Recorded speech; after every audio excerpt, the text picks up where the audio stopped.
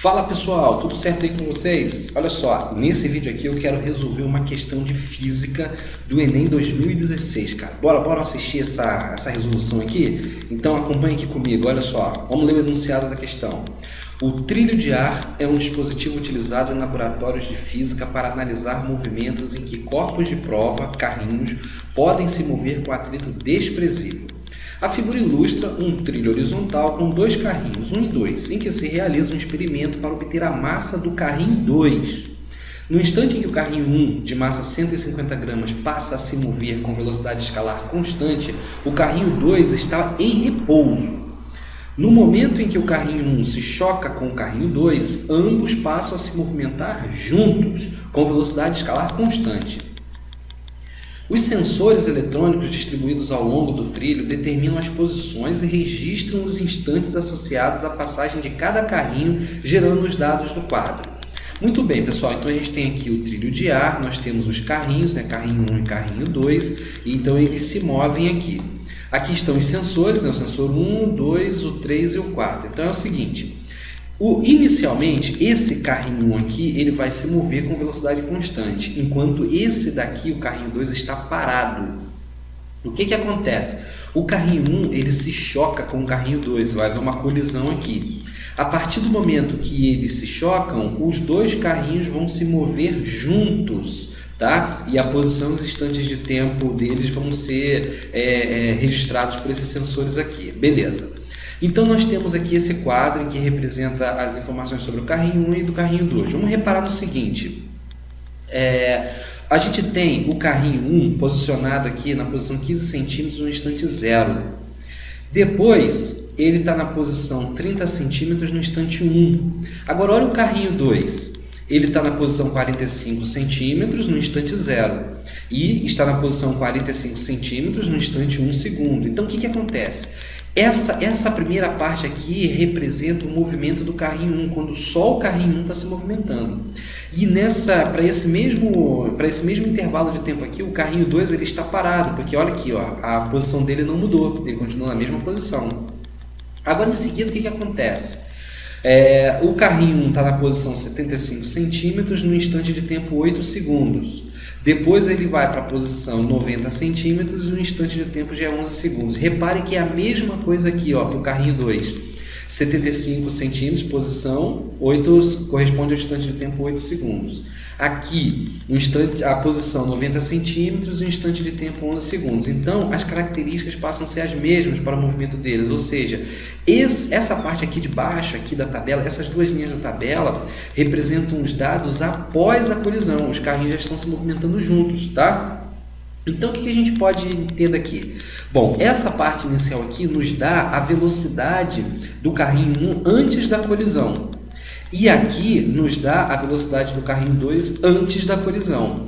Bom, olha só, em relação ao carrinho 2, se entre o instante de tempo 0 e 1 segundo ele não muda de posição, ele está parado, tá? Está em repouso, é o que já está dizendo bem aqui em cima. Agora, o carrinho 1, a gente consegue determinar a velocidade dele aqui, tá bom? Outra coisa, nessas duas últimas linhas aqui da tabela, a velocidade deles vai ser comum, ou seja, já que eles estão se movimentando juntos, a velocidade que o carrinho 1 tiver é a mesma velocidade que o carrinho 2 estiver também, porque eles estão se movimentando como se fosse um carrinho só, beleza? O nosso objetivo nessa questão é determinar a massa do carrinho 2. Então agora vamos lá, sabendo-se disso, tendo feito essa análise inicial aqui na tabela, né, comparando com as informações do texto, a gente agora vai para os cálculos, vamos fazer as contas. Então é o seguinte, essa é uma questão de conservação da quantidade de movimento, tá? A quantidade de movimento inicial, QI, é igual à quantidade de movimento final, QF. Bom, a quantidade de movimento é definida como o produto entre a massa do objeto e a velocidade dele, tá bom? Então a gente tem que a quantidade de movimento inicial, ou seja, antes da colisão, é igual à quantidade de movimento após a colisão. Então vamos lá, antes vamos calcular as velocidades, né? V1 é a velocidade do carrinho 1, que é uma velocidade constante, a gente vai fazer ΔS sobre ΔT, então vai ser 15 dividido por 1. Se você não lembra por que dá esse 15, eu vou voltar aqui na figura, aqui, olha só. O carrinho 1, ele estava na posição 15, foi para a posição 30 centímetros. Então, o ΔS aqui é de 15 centímetros, né? 30 menos 15 vai dar 15. E o ΔT é 1 menos 0, que vai dar 1, tá bom? Por isso que a gente vai encontrar aqui, ó, 15 sobre 1, que vai dar 15 centímetros. Então, antes da colisão, a velocidade do carrinho 1 é de 15 centímetros. Essa aqui embaixo é a velocidade comum dos dois carrinhos após a colisão, que nós encontramos 5 centímetros por segundo. É o seguinte, olha, aqui, após a colisão, já viu aqui, né, que esses dados se repetem, tanto para o carrinho 1 quanto para o carrinho 2, porque eles estão acoplados. Então aqui, ó, de 75 centímetros para 90 centímetros, tem um ΔS aqui de 15 centímetros. Que o 75 corresponde a 8 segundos e o 90 corresponde a 11 segundos. Então, aqui dá um intervalo de tempo de 3 segundos. 11 menos 8, 3. Tá? É a mesma coisa aqui.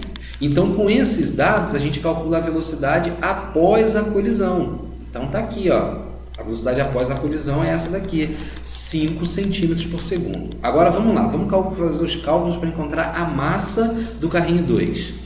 Então está aqui o cálculo desenvolvido, vamos passo a passo aqui, galera, vamos acompanhar passo a passo. Então, esse lado esquerdo aqui corresponde à situação antes da colisão e o lado direito corresponde à situação após a colisão.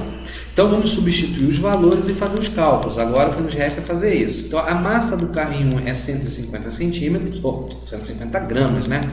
A gente retira isso do texto. A velocidade do carrinho 1 antes da colisão é 15 centímetros, veio daqui. Mais zero. Esse zero aqui é a quantidade de movimento do carrinho 2. Lembra que ele está parado antes da colisão? Então a velocidade dele é zero. Portanto, a quantidade de movimento dele vai ser zero também, por isso que eu botei esse zero aqui. Do lado direito, a gente tem a situação após a colisão, quando os dois carrinhos eles estão acoplados, eles estão juntos. Então você soma a massa dos dois aqui, ó, tá vendo? M1 mais M2, somei a massa dos dois, vezes a velocidade, tá bom? Essa velocidade aqui é a velocidade comum entre eles. Vamos agora substituir os valores. Aqui já está 150, a velocidade do carrinho 1 é 15 centímetros, M1 é a massa do carrinho 1, 150 gramas, M2 é a massa do carrinho 2, que nós não sabemos, vamos calcular o valor dela, V é a velocidade comum dos dois carrinhos após a colisão, que vale isso aqui, ó, 5 centímetros por segundo, tá? Então agora o que a gente faz? Cálculo, né? 150 vezes 15 dá isso aqui, 2.250. Aqui é a propriedade distributiva da matemática, ó, 5 vezes 150 dá 750. 5 vezes M2 dá 5M2. Eu substituí por X aqui, tá? Só para facilitar a escrita, mas é a mesma coisa, beleza? Então agora a gente pega esse 150, troca de membro, trocando de sinal. Então vai ficar 2.250 menos 750 igual a 5x. Subtraindo 750 de 2.250, a gente encontra 1.500. Então agora qual é o número que multiplicado por 5 vai dar 1.500? Então facilmente você vai encontrar 300, ou seja, 1.500 dividido por 5 dá 300 aqui, ou seja, 300 gramas, tá? Portanto, a nossa resposta é a letra C, que está aqui, vale 300 gramas. A massa do carrinho 2 é de 300 gramas. Então essa aqui, pessoal, foi a resolução de uma questão, a questão 77 do Enem de 2016, beleza? Forte abraço para vocês aí, bons estudos e até a próxima.